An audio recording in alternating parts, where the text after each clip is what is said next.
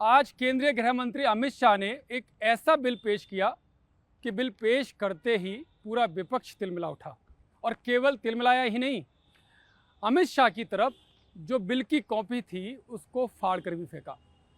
और यही नहीं, 2 कदम और आगे बढ़े, यानी कि गृह मंत्री अमित शाह की तरफ विपक्षी सांसद आगे बढ़ गए।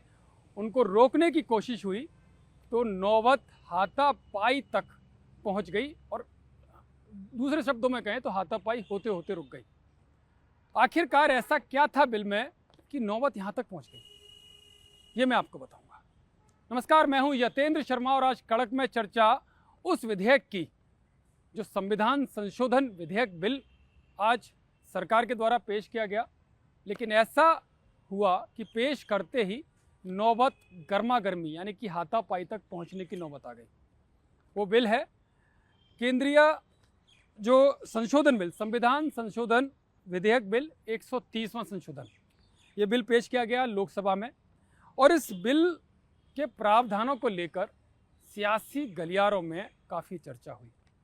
और चर्चा क्या, गर्मा गर्मी की नौबत तक लोकसभा में आ गई बिल पेश करते ही।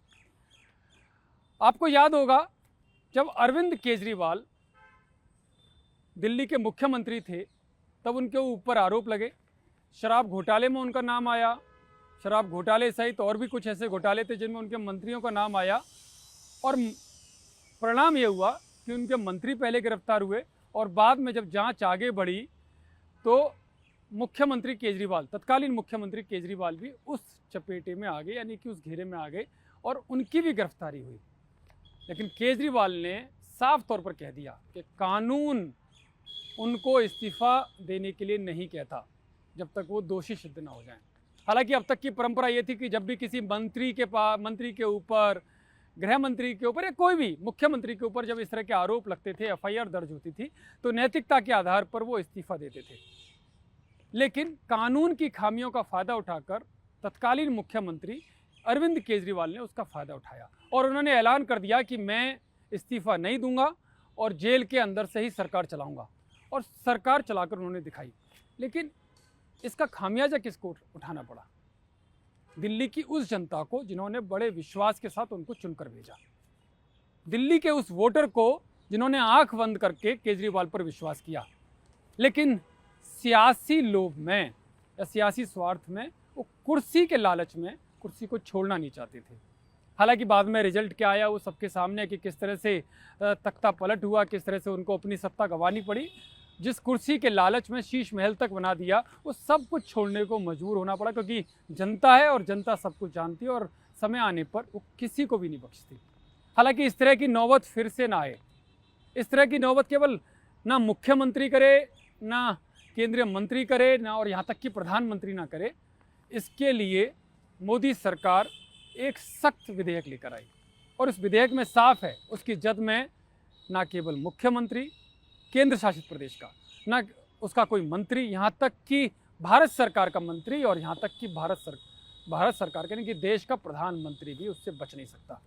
उस बिल में प्रावधान है कि अगर कोई भी गंभीर आरोप किसी भी मंत्री, मुख्यमंत्री और यहाँ तक कि प्रधानमंत्री पर रखता है, मुख्यमंत्री केंद्र शासित प्रदेशों के उन पर लगता है, और गंभीर आरोप वो जिनमें 5 साल या 5 साल से अधिक की सज़ा का प्रावधान हो, और उसके तहत अगर वो हिरासत में आता है या गिरफ्तारी होती है, 30 दिन तक वो जेल में रहता है, तो वो अगर इस्तीफ़ा नहीं देता तो खुद व खुद इस्तीफ़ा हो जाएगा। ये इस संविधान संशोधन विधेयक में पेश किया गया। जम्मू कश्मीर पुनर्गठन बिल भी पेश किया गया। लेकिन हुआ क्या, जहाँ इसका स्वागत होना चाहिए इस बिल का, वहाँ इसका विरोध देखने को मिला, और विरोध किया समूचे विपक्ष ने। असदुद्दीन ओवैसी ने साफ तौर पर कहा कि अगर ये बिल आता है तो ये संविधान के साथ खिलवाड़ है, संविधान के खिलाफ है, और यहाँ तक कि जो गैर बीजेपी सरकारें हैं उनको गिराने की साजिश है। तो ये ओवैसी साहब का कहना है। वहीं जब विरोध किया, जो मैं सदन की तस्वीर आपने देखी होंगी, तो उस वक्त क्या हुआ, जब अमित शाह बिल पेश कर रहे थे तो कल्याण बनर्जी और जो मिताली वाघ, दोनों टीएमसी के सांसद हैं, दोनों खुलकर सामने आए। सांसदों ने जो इन सांसदों ने बिल की कॉपी तो फाड़कर फेंकी, ये आगे भी बढ़ चले। हालांकि इनको रोकने के लिए बिट्टू सामने आ गए, इसके अलावा दूसरे सांसद थे वो भी सामने आए। इसके बाद इन्होंने बाहर आकर आरोप भी लगाए कि बीजेपी कि सरकार के जो बीजेपी के जो सांसद हैं, यानी कि सरकार के जो सांसद हैं, सत्ता पक्ष के और मंत्री हैं, उन्होंने इनके साथ हाथापाई की। हालांकि सूत्र ये दावा करता है कि हाथापाई का कोई भी विजुअल्स सामने नहीं आता, लेकिन सवाल ये भी खड़ा होता है कि अपनी सीट छोड़कर कौन आगे बढ़ा? क्या रवनीत सिंह बिट्टू या दूसरे सांसदों का जो नाम ले रहे हैं, क्या वो आगे बढ़े, या विपक्ष के सांसदों की सीट की तरफ वो आगे की तरफ गए, जो वो नौबत हाथापाई तक की आ गई? यानी कि ऐसा वाकया हुआ, आपा खो चुके थे विपक्षी सांसद और देश को शर्मिंदा होना पड़ा कि देश की संसद में ये क्या हो रहा है। क्या देश की जनता ये सब देखना चाहती है? वो भी ऐसे बिल के लिए जो बिल सबको कटघरे में लाने का काम करता है, यहाँ तक कि प्रधानमंत्री को भी अगर वो गलत काम करते हैं, कोई भी इस तरह का गंभीर आरोप लगता है, तो उनको इस्तीफा देना पड़ेगा। इसमें गलत क्या है? और जब इस तरह के सवाल विपक्षी सांसदों के द्वारा उठाए गए, तो खुद केंद्रीय गृह मंत्री अमित शाह ने जवाब दिया नैतिकता के नाते, कि वो नैतिकता का पाठ उनको ना पढ़ाएं, क्योंकि जब उनके ऊपर आरोप लगे थे, जब वो गुजरात में मंत्री थे, जब उनके ऊपर आरोप लगे, तो उन्होंने गिरफ्तारी होने से पहले ही अपने पद से इस्तीफा दिया और तब तक वो किसी भी संवैधानिक पद पर नहीं आए, तब तक उनको आरोपों से मुक्ति नहीं मिल गई। क्योंकि इस विधेयक में ये भी एक प्रावधान किया गया है कि अगर आप हिरासत में 30 दिन से ज़्यादा रहते हो, तो आपकी गिरफ्तारी अगर होती है, हिरासत में आप रहते हो, तो आपको इस्तीफा देना पड़ेगा संवैधानिक पोस्ट से। लेकिन जब कोर्ट आपको बरी कर देता है, तो आप फिर से नियुक्त हो सकते हो। ये साफ तौर पर लिखा हुआ है। और क्योंकि साफ है, आप जेल से सरकार कैसे चला सकते हो? चाहे वो कोई मंत्री हो, चाहे मुख्यमंत्री हो, प्रधानमंत्री हो, अगर आप जेल में हैं, थाने में हैं, हिरासत में हैं, तो आप कैसे चलाओगे? क्योंकि फाइलें अगर साइन करने जाएंगी तो उसमें दिनों दिन लगते हैं, जबकि जनता के हितों के लिए कोई समझौता नहीं होना चाहिए, जल्दी से जल्दी कदम उठाने चाहिए, कुर्सी का लालच नहीं होना चाहिए। वो लालच कैसा था, तो दिल्ली में सबने, बहुत ज़्यादा समय नहीं हुआ, उस सबने देखा।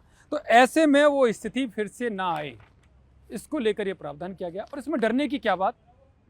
क्योंकि अगर आपके ऊपर आरोप लगते हैं, ठीक है, मान लीजिए कि आपको सियासी विरोध के चलते आपके ऊपर आरोप लगाए जाते हैं, आपके ऊपर जो सरकार हैं या आपके जो प्रतिद्वंदी राजनीतिक सरकार है वो आपको फंसाने का काम करती हैं, तो कोर्ट तो बैठा है ना, कोर्ट पर तो सभी का भरोसा है।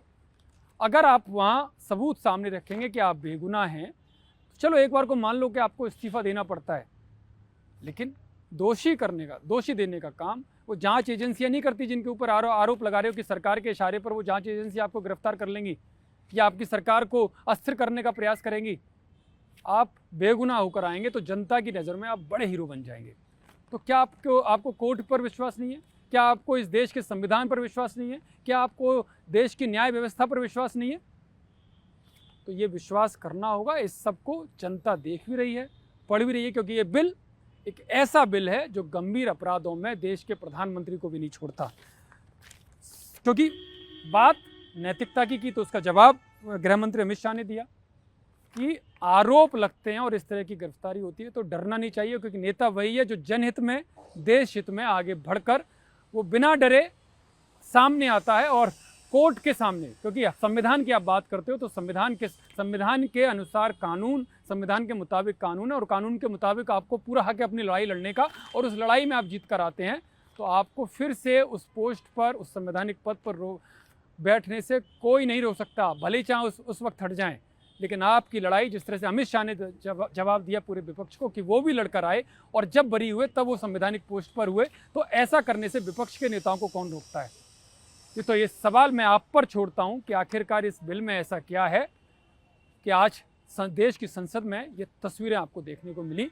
क्या विपक्ष को इस तरह की हरकतें करनी चाहिए?